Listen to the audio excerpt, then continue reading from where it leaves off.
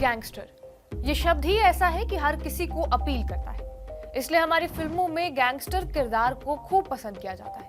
Real life gangster पर फिल्में बनती हैं और पसंद भी की जाती है। कुछ फिल्मों को लेकर विवाद भी होता है। अभी हाल ही की घटना है, गुजरात के एक आईएएस अफसर की पत्नी एक गैंगस्टर जिसका नाम था हाईकोर्ट महाराजा के साथ भाग गई थी। गैंगस्टर के नाम भी कमाल के होते हैं, हमारे नामों से बिल्कुल अलग।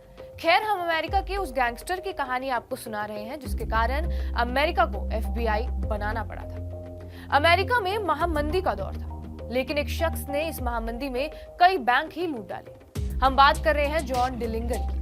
31 साल की जिंदगी जीने वाले डिलिंगर की लोकप्रियता अमेरिका में एक वक्त किसी हॉलीवुड स्टार से कम नहीं थी। सच मायनों में डिलिंगर ही वो आदमी था जिसने अनजाने में एफबीआई को वो बना दिया जिसके लिए आज एफबीआई को जाना जाता है। तब एफबीआई को डिवीजन ऑफ इन्वेस्टिगेशन कहा जाता था। डिलिंगर ने एक एजेंसी को दुनिया का सबसे खतरनाक एजेंसी बनने पर मजबूर कर दिया। जॉन हर्बर्ट डिलिंगर का जन्म 1903 में इंडियानापोलिस में हुआ था। 4 साल की उम्र में मां की मौत हो गई। डिलिंगर की 14 साल की बहन ऑड्रे थी।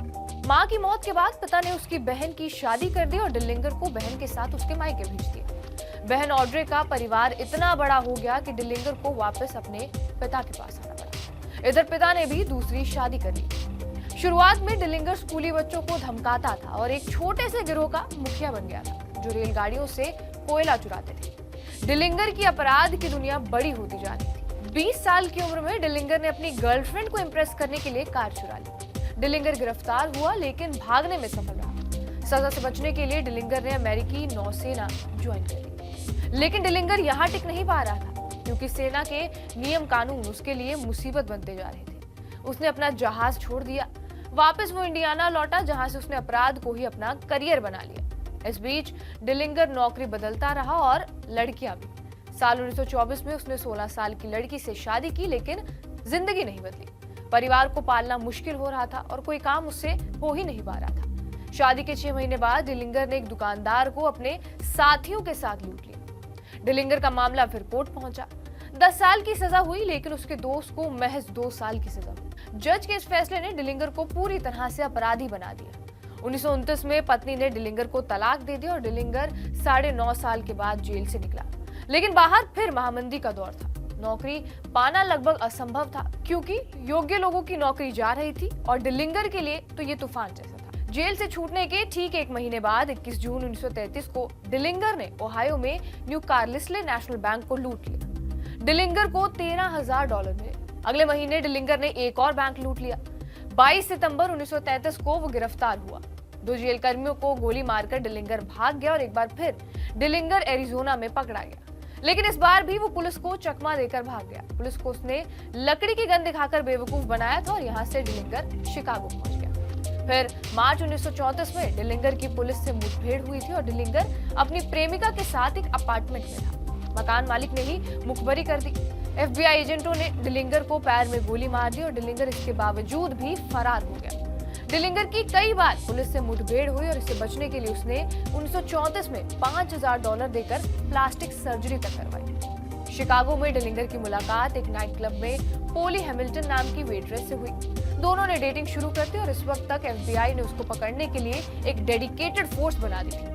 उसकी गर्लफ्रेंड के एक अप्रवासी दोस्त ने अमेरिका नागरिकता की शर्त पर एफबीआई को उसके बारे में सब बता दिया। अगली शाम डिलिंगर हैमिल्टन के साथ एक फिल्म देखने की योजना बना रहा था। ये तय नहीं था कि डिलिंगर किस सिनेमा हॉल में जाएगा, लेकिन इतना एफबीआई को जरूर पता था कि डिलिंगर की गर्लफ्रेंड ऑरेंज कलर की ड्रेस पहनकर आएगी। शहर में 2 सिनेमा हॉल थे और दोनों जगह एफबीआई के एजेंट जमे हुए थे। ऑरेंज पोशाक वाली महिला आई और सब चौकन्ने हो गए। थिएटर में डिलिंगर भी बैठा था और शो खत्म हुआ तो डिलिंगर के बिल्कुल पास एक एजेंट निकला और सिगार से दूसरे एजेंट को इशारा किया। डिलिंगर को समझ आ चुका था कि वो फंस गया है, फिर भी वो आगे भागने लगा और इसी बीच एफबीआई एजेंटों ने उसे घेर लिया और गर्दन के पिछले हिस्से में गोली मार दी। अमेरिका में डिलिंगर की मौत के बाद कुछ लोग उसे रॉबिन हुड बताते थे क्योंकि उसने उन्हीं बैंकों को लूटा जिसे महामंदी के लिए जिम्मेदार माना जा रहा था। अमेरिकियों ने डिलिंगर को एक ऐसे व्यक्ति के रूप में देखा जो अमीरों से लूटकर गरीबों को देता था। हालांकि डिवीजन ऑफ इन्वेस्टिगेशन के डायरेक्टर रहे जे एडगर हूवर कहते हैं कि डिलिंगर एक सस्ता, घमंडी, स्वार्थी, कंजूस, बदसूरत व्यक्ति था जो सिर्फ अपने बारे में सोचता था।